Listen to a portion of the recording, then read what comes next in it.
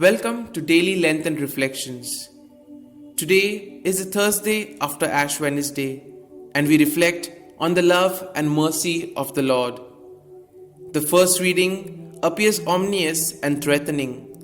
For most part of Israel's history, the Jewish people have been occupied by foreign powers. Their temple in Jerusalem is not rebuilt, and they suffer terrible persecutions by many people, including Christians. People taking the first reading at face value could argue that the Jews are being punished for not obeying God. However, in the Gospel reading, we have the Son of Man, Jesus, the risen Christ.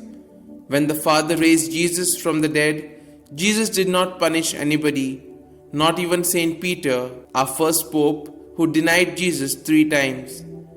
Jesus did not kill or destroy those who killed him, that is, the Roman and the Jewish leaders. We believe in a God who loves the human race and our planet.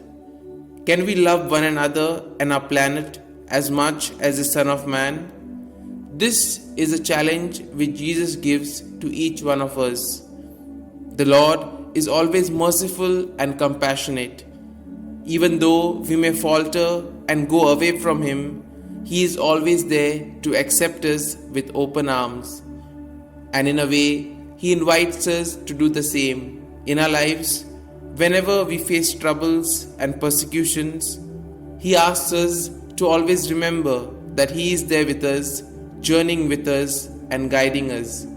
And He expects us to forgive others and be merciful and kind to others just as He is to us.